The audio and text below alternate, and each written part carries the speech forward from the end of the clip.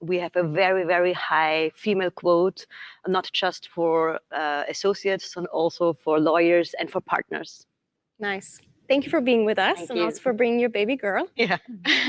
Marie, how are you doing? And at what important table do you currently sit? Well, I mean, I think the importance of the tables that you sit at, the way I evaluate them is always, what impact can I make in the world and for the world, right? So I truly believe that, we have a role to play in, improving, the world we live in, and that's what I aim for. My roles currently are, I'm the head of our work across Europe for Ashoka. Ashoka is the world's largest network for social entrepreneurs. I'm also a member of our global leadership group at Ashoka, and I work with 750 social entrepreneurs across Europe. Wow. How to support them, how to make sure that they find the support within the ecosystem that they require in order to drive important systemic changes that we need in the world right now. And I also happen to be one of the new vice presidents of the European Forum Alpbach, which is also a pleasure and a fabulous opportunity to shape the way we think about Europe and how we want to and envision a different type of Europe that is all that is built by us citizens and is shaped by new voices. Absolutely. As a European, I can just second that, and thank you for your work. And I also love that you have a yellow blazer on, because that's kind of our colors here in the back. So thank you for that. Moving on to lovely Linda. How are you doing, and at what important tables do you currently sit? Well, first of all, thank you. And I have the great privilege of being serial entrepreneur. So I sit at a couple of tables. And as I've mentioned before, I'm the lady that had to build my own table and get my own seats and help those build seats to join me at the table. But I'm currently chairman of the board of an Israeli tech hub, which is called Presto Tech, which is kind of the first time for a woman to take such a challenge. I call it a challenge because it is male dominated. However, I'm very proud that they elected me to that. And currently I'm in my business, and I have a couple of business, but one of the business right now that I'm most proud of is one that I've set up together with my daughter, actually. Nice. And what we do is we support startups or companies to do scale ups and investments. So what does that mean exactly? It means that we we have a very strict due diligence process. We identify if we can scale it up, and we identify if we can find investment. I don't think in the box. So I never look for national investment. I'm always going outside of the box. I always look for investment or corporate collaboratives outside of Austria. So my clients are pretty international. So I'm excited about that. And also the projects that I do with my husband. We're a co-partnership as well. Mm-hmm. So it's fun working with him.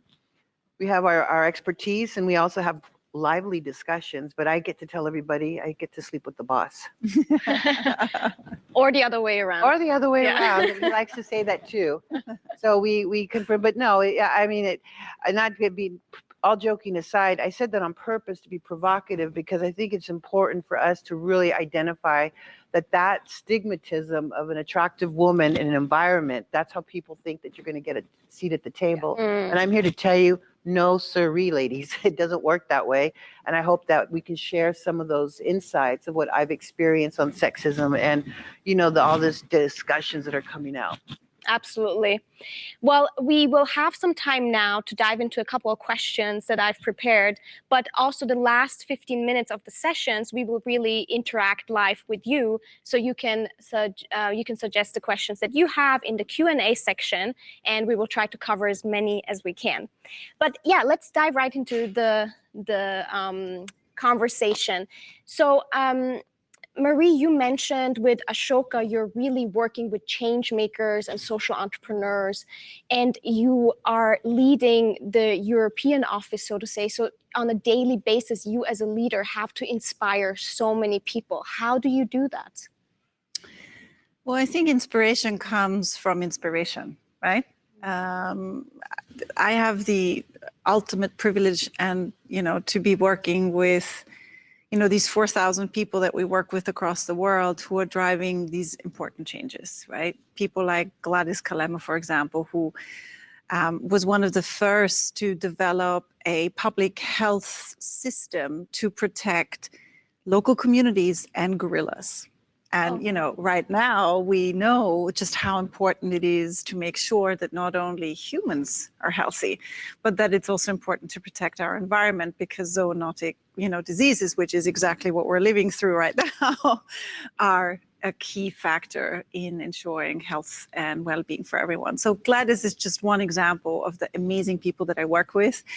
And, just hearing their stories, hearing how they've overcome hardship, hearing how their convictions and their passions are allowing them to do superhuman things. I don't need more. So That's it's all I need. really a give and take. Yeah. Inspiring and being yeah. inspired. Yeah. It's putting yourself in a place, it's creating a space for yourself that, where I feel that I can truly give back and that I can be an inspiration to others to contribute in the same way. That's very nicely said. How would you, Julia and Linda, say that you inspire others, and what have made you become that leader that people follow? Well, I think I knew quite at an early stage what I really wanted, and I was able to articulate what I really want. So I'm always quite direct, and also for my male partners. So I decided quite young to become a lawyer, and then I decided I wanted to make this career, and I told them, I want to do this area of law. Then I changed my mind, of course. Then I was doing something different. And I was always very clear. I told them, listen, if you can't give me that, I will get that somewhere else. So Create that table. Yeah, I was fighting for not just for my rights, because I really have to point out that we are a very, very open and female-friendly law firm. So that wasn't a problem at all. But I was always telling them, I really want to stay with you, but we have to work on a partnership basis. So it's a give and take as well. Yeah. Absolutely. Linda, I mean, you inspire a lot of women out there, raised 5 daughters and being such an incredible leader. But thank you. I'm humbled. Inspiring for me, or what I'm inspired about, actually, was, as a woman, I came to Austria 28 years ago. So what I assumed was the norm in the United States was very eye-opening when I arrived here 28 years ago. Sure. And actually, I'm very proud to be a part of the women who created the workplace. And I'm even see women like Julia, who is having a baby, having a fulfilling career. But what I'm hope to do, because this was what my learning was, I had to transition. So I was a woman in transition with 5 kids in 1995, and nobody would hire me. So my story is how did I create? I was forced into becoming an entrepreneur. I've said that before. I was forced into it because I had no options. And I was too proud to go back home with my tail between my legs to say, I'm not going to do that. So I think when I inspire people, they know that my story is authentic and I'm telling you the truth, what my experience is, and I don't mind sharing because I think we can learn from each other, and I'm learning all the time. But I want to make the world a better place. I'm passionate about what she's doing, but I'm trying to make the world a better place for women. And I would like to also get off the topic of women, but more in order to change the gender gap, we need to stop naming. I'm happy to be a lady, don't misunderstand me. But I think in order for us to create the gender parity, we've got to stop putting ourselves in a box. And that was something that I never experienced when I was in the States. And then I came here 28 years ago. I was like, holy guacamole, what did I walk myself into? I've learned a lot, and I've seen such rapid change, Modis, in the last 10 years. So I'm also inspired by these women, the European women, on how quick they're jumping on board and how they are refusing to be defined, and also being able to have children and wanting to have children and having a fulfilling career. It's okay if you don't want to, but in the old days, what I learned from women in my generation and older, you either had a career or you had kids, and there was nothing in the middle. And that's changed. And I hope that I inspire women. That's the question I get most, is how did you manage to have 5 kids, 5 girls, and still keep working and keep your sense of humor? And I think a lot of it had to do is I was also inspired by my daughters and inspired by other women I looked up to. So I'm always inspired every day. Nice. You mentioned, 20, 30 years ago. What progress have you seen specifically? And what could we maybe do to even accelerate that progress now, moving forward? I tell you, up until 30 years ago, I was astounded that in France, women still needed their husband's permission to open a bank account. In fact, I joke with my husband now, and he says, that's not a bad idea. Okay. But, just things like that. What I love, what I'm passionate about today is that we've got women in the ministry who are having babies. Hallelujah. Who are in government. We've got women CEOs who are creating environments that are more agile processes so that the women can actually enjoy their time with their babies, and also at the same time. So I've watched this change. I've also watched how the financial institutions, because let me tell you, a long time ago when I was starting as an entrepreneur, it was not easy to get funding for any wonderful genius idea I thought I had. Mhm.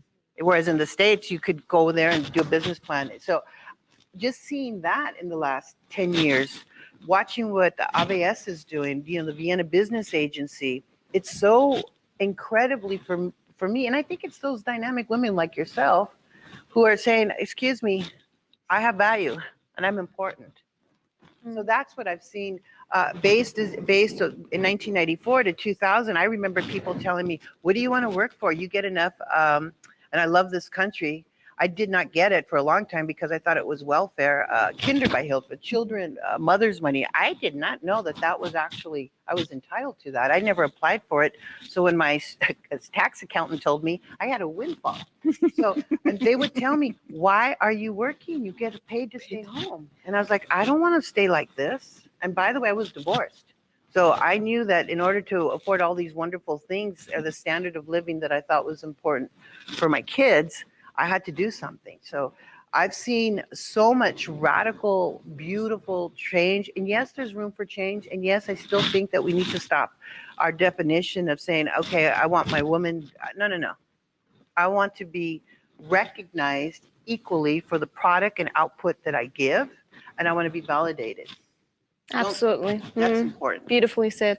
I would say really resilience is one of your superpowers, and I've known you for quite a while now because you're also my mentor. So it's really, I really admire that about you. Now, I'd be also curious to know, Julia Marie, what would you say is your superpower? What is one personality trait that really got you a seat at the table? I'd say it's persistence.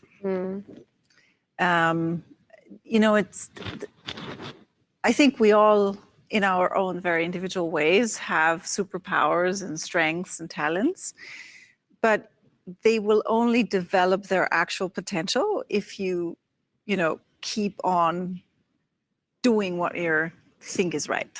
And, I think all of us have had to overcome barriers and challenges and, had to live with, all kinds of, strange things that happen in this world, men who think that, you actually, could be the age of their daughter. So what are you even telling me? But I think, if you can show that there's something you truly believe in and that you're good at and that you have an idea that you want to follow up, and it could be a small or a big one, right? It doesn't always have to be, the huge next thing. Sometimes it's in the small things that, you can practice that skill of persistence. I think it's super important. Without it, I don't think I would be sitting here today, and I don't think I would have achieved many of the things that I was able to do over the years. So I 100% agree. We also had the idea, should we do like 5 stages around the world for this conference? It was just an idea. And there were so many obstacles on the way, but persistence is really what also helped us move forward. Julia, what would you say is your number one personality trait? I think, to be honest, that I'm quite a good communicator. So I have the superpower of bringing people together on a table, and that's valuable for every company. So I'm the person who is also responsible for the HR in our firm, and you have to be quite empathetic, and I think that's something which is really, my superpower. Bringing people together and bringing them together at a table. I think A true connector. Yeah. Yeah, that's what you are. That's true. But I think that we also personally learn a lot from failing. And I love the topic around failure. So, Julia, you mentioned, you're a partner at an important law firm.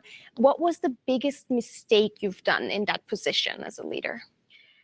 Well, it's not that a long time ago. The biggest mistake was that I wasn't making a decision. Not making a decision is the worst thing you can do as a leader. Leading always means making decisions, also unpopular decisions. You have to do decisions when maybe you will hurt someone in your firm. Even if you like the person, you have to make this decision. And this was the worst thing, because what was happening was that the situation got its own dynamic, and suddenly the problem was much bigger than it should have been if I would have been able to make this unpopular decision. So that's what I really have learned within the last years, that I have to be fast and that I have to make decisions. That's what my team or the whole firm is living about. As a leader, you have to know in which direction you're going, and you also have to maybe leave behind people which are not going in the same direction as well. Making clear and tough decisions. Yes. Marie, do you agree with that?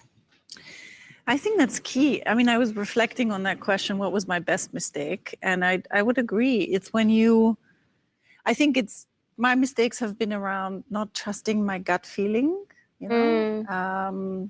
maybe compromising too much, not necessarily doing what I felt was right, but avoiding the conflict that maybe is connected to that. I think that's probably what I would say and reflect upon. And then my personal sort of thinking around leadership has evolved a lot over the years. And one of the things that I've learned is that, in particular in the kind of organization that I work in, which is made up of people who are entrepreneurs, right? I mean, you can't even have an internship in Ashoka if you haven't started something yourself or aren't entrepreneurial yourself. And if you want to lead that type of people, then you need to create buy-in and ownership, right? That's the only way, right? Typical, traditional, hierarchical, top-down, I tell you what to do will absolutely fail. I mean, I think it always fails with other people as well. Especially the new generation. I don't think it definitely fails with people who self-identify as entrepreneurs. So creating a culture of shared leadership, of really, thinking through what are ways that we can jointly make decisions without compromising too much, but also making sure that we really build on sort of the wisdom of the crowd, has been something that I've been driving a lot in the organization, and I've seen its limits. I think this is probably one of my best mistakes in the last year, is that there are moments of crisis where I think asking too many questions doesn't help. And sometimes you just need to say, okay, this is how we're going to do it. Friends, now is a moment for some decisiveness, and maybe in 3 months we can go back to some discussion type consensus building work. So I think that's something that I ponder about. So again, going into making really clear decisions, and sometimes not losing yourself in trying to be liked by everyone, trying to collaborate on every single small step on the way.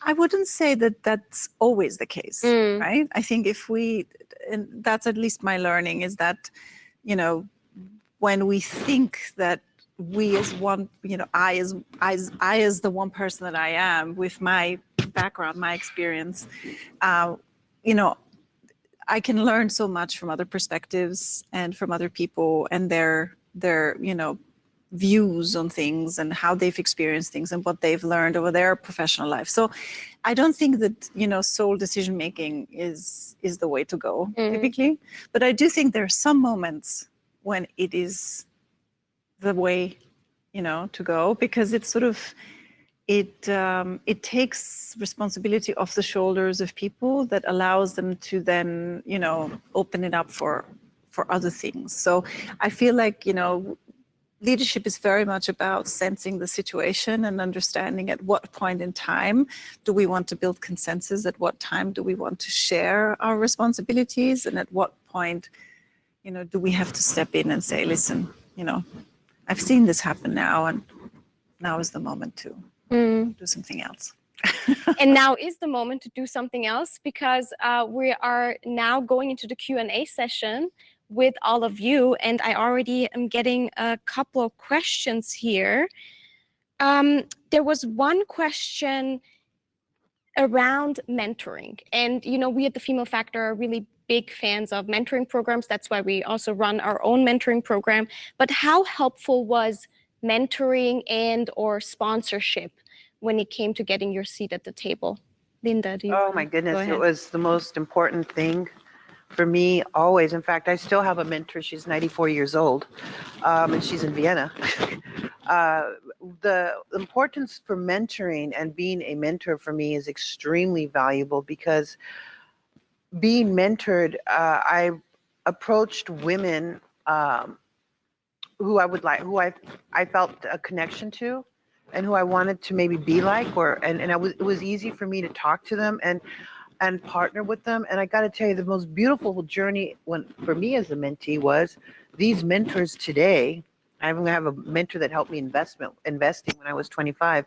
These mentor todays have become dear, dear friends of mine, not after professionally.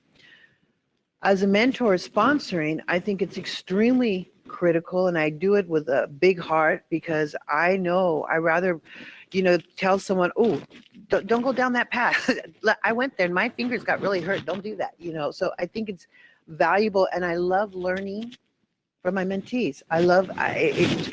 It keeps me relevant and keeps me real, and keeps me humble.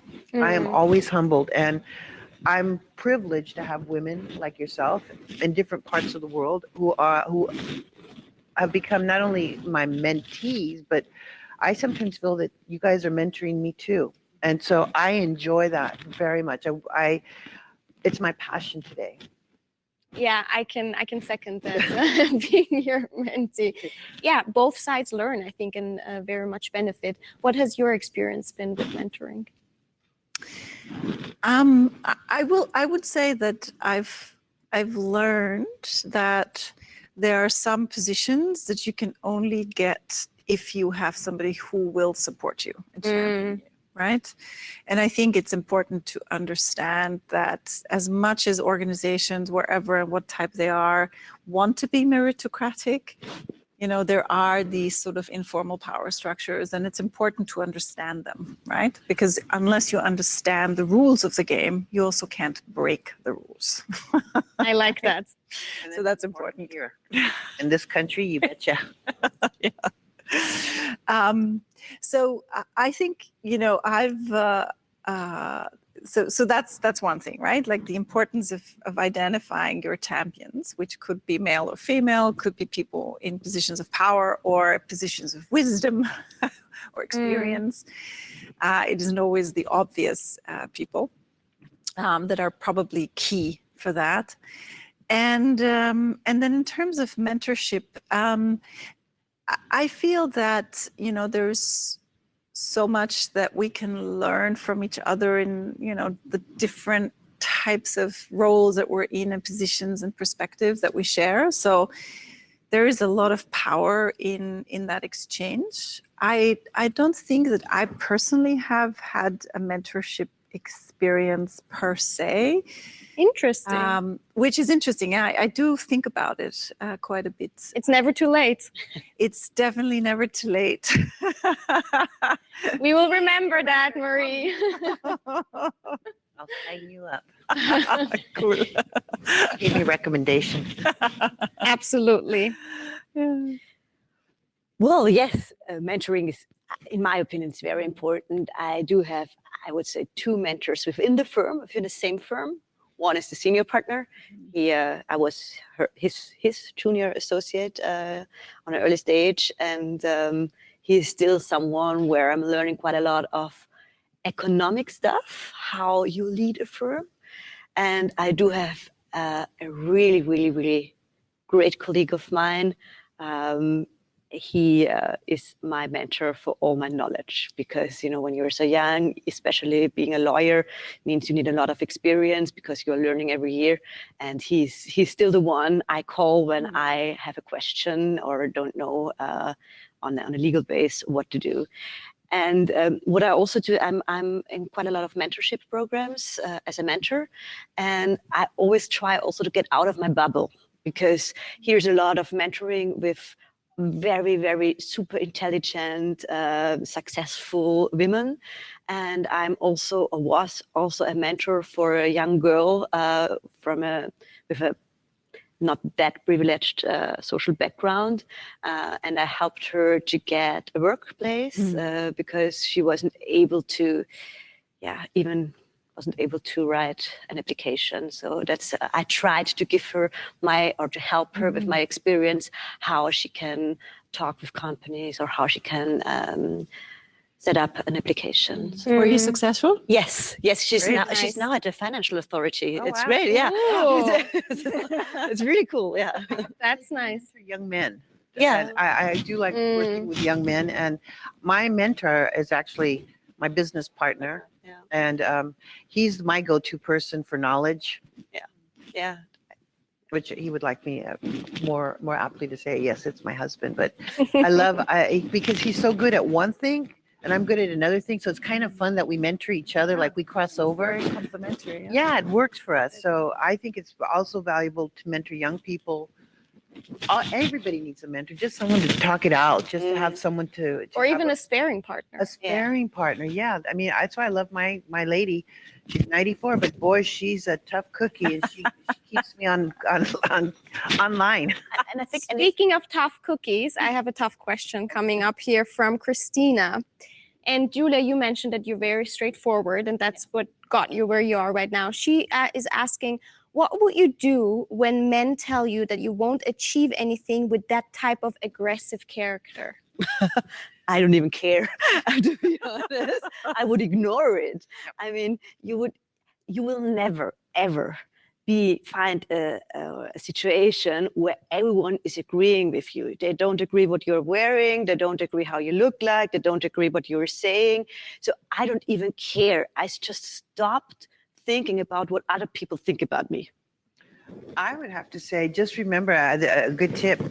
If you were to drop dead in your job, what happens? 3 weeks later, right? That you're going to be replaced. So I hate to be it like that. Or you can be replaced in 3 weeks. Be yourself and don't be afraid. Don't be afraid of that, because if someone tells you that, my question is, do I even want to work with somebody who talks to me like that? I mean, okay, maybe we have to because you're not ready to jump, but you need to evaluate if that's the type of environment you want to stay in. It already sounds toxic to me. I really read a good book. It's called Nice Girls Never Get the Corner Office. Oh, I know that. Yeah. We can link it in the chat. For you. I actually like the front office. Well, we'll add that book to the book club at the Female Factor for sure. We have another question coming up from Sonia asking, have you ever felt concerned and, have you ever felt cornered, speaking of corner office, and had to make space for yourself within your career? Space for yourself as in you as a person, as an individual? I guess so, because after you felt like kind of cornered. I think sometimes we as women are insecure and maybe we get the job that we think is the job for us. Remember what they say, be careful what you wish for. And then you want to adjust yourself. So her feeling pinned against the wall. Yes, I felt that way. I felt that way 25 years ago, 30 years ago, because I was raising a family. And so my circumstances, the only thing was it made me push harder to never get into that circumstance. And that's what created for me environments to be my own entrepreneur. So it's uncomfortable, but I think you need to be yourself for your sanity and to stay, as you said earlier, persistent, maybe adjust a little bit and to move forward, because getting yourself in a corner, you don't want to go out there with your punching bags. You want to get out there gracefully and say, that's not my place. I'm in the wrong spot. I want to go sit near the window and open it up because I'm an outside of the box person. I'm not going to be boxed into a corner. And there it comes again, persistence. Yeah. Okay, let's move on to the next question, I would say. There is a question from Maria. Is there any business code in Austria that is different from other countries and cultures that we should be following? I think for you. Yes, I think every beautiful European country, as we say in a united, which I'm a patron of Europe 101, United Europe, every country has their own dynamics, own business culture. I would say in launching in Austria as a woman entrepreneur, international woman entrepreneur, yes, there is codes, there is differences. Maria touched on it earlier. You need to have an understanding who will be able to give you the hand to bring you up, lift you up, do help you with the heavy lifting. I do like to help with heavy lifting, and I do my best. Not everybody does, and like she said earlier, and I really loved it. That's why it tickled my heart. You need to know who you're going to get married to at the end of the day. It doesn't matter what affiliation or network, but you need to know you're going to have to pay the piper, and you need to know what the rules are. And yes, there is codes. Every country has their own. So whether I'm in the UK, Paris, Spain, Mexico, everybody has a code. And women have their own codes too. You need to know the culture. Absolutely. I think it actually speaks to the importance of listening. And sort of attuning yourself to the environment that you're in without losing yourself. Mm-hmm. I think would be my advice, right? How do you figure out how to navigate complexity that comes from intercultural settings or settings that you're not familiar with? I find that that's the best advice. I actually read the history of Austria to understand the historical political environment, and then I got to understand the women after World War II who built up this country. Then it gives you a good perspective why women are so passionate about certain things in their areas and so forth, and it helped me as an international living in Austria. I learned the culture. And I would also say I'm on quite a lot of international conferences, and there you can see what different types of business development is done. So, for example, the Asian people, they are doing an elevator pitch, which lasts at least 2 minutes, and you know what that guy or the girl is doing, and then they are leaving again. With the Germans, the Austrians, the Europeans, you need to drink maybe a glass of wine, you're talking about family, you're like getting to know each other on a private basis a bit more, and then you make business with each other. So I think there are some specialities. And I also think like one of the things I learned, because I'm similar to Julia, I'm also direct. So if you've invited me to the third coffee and you can't tell me what you need from I told one business partner, because he's promising to me a project since I think 4 years, and all 3 to 4 months we go on lunch. And once I told him, you know what, I also go with you to the lunch if you don't promise me to get me a project, because I know I will not get it. So okay, so let's just have fun. Let's just, because I do like you. Yeah. And I'll tell you, that's where I became very successful, is because they call me the door opener in the ceiling. I bust through the ceiling, because I will pick up the phone and call up a CEO and say, by the way, I understand this project is da da da da. They're like, oh, let me look into that, because it's also surprising for a woman to call a CEO and just ask straight up front. I was contacted by company X in the United States, and they're sleeping. I just wanted to know, is there a problem with it? And we know that Austrians don't like to be confrontational. They never want to insult you, but they can't say no either. Mm. Yeah. Well, I'm afraid I have to say no now to continuing the questions in the Q&A session because we've come to the end of our time. Oh, no. So I would say let's cover one last question for all of you to wrap it up. What would you now say to the next generation of leaders who are trying to break the ceiling, who are trying to get their seat at the table? What's your number one advice? Well, I would say don't think too much, just do it and be yourself. Just do it and be yourself, okay? One of the things that has become more clear to me over the years is that for women in general, I would say the biggest and most important career choice they're making is their partner. And whether they're choosing a partner that will support them in their ambition and in their journey. And so my biggest and best advice, I think, is find the right person at your side and don't compromise. True partner in crime. That's actually what Dame Stephanie Shirley, our keynote speaker earlier, also said. Beautiful. Thank you. I have to agree with both of the remarks, but I wasn't lucky in finding the partners, so I ended up becoming my own partner and had to move forward. And I had 5 little partners that became my partners until I found my real partner. But don't be afraid. Don't ever, ever allow yourself to be boxed in because you're female. That is just a big no-no. And if I can leave a message, what I would like your generation and the generation of my grandchildren, which by the way I have 9, is I hope that by the time that my 2-year-old granddaughter is a young woman at 35, I hope that there's no such thing as female, male. It should just be validated on who I am as a person, because we're talking about gender. We talk about gender diversity, gender parity, but please, we need to change the dialogue. We need to change the language. We need to be strong and confident, and we need to be badass women. Sorry, that's it. Absolutely. Absolutely. Well, it was a pleasure to have 3 badass women with me on this panel. I think we had a lot of insights and honest tips. I really appreciate you being authentic and, just giving your insights into what you've accomplished already. So I would say let's go out there, get our seat at the table, and enjoy the rest of the conference. Thank you for being with us. Thank you. Thank you so much.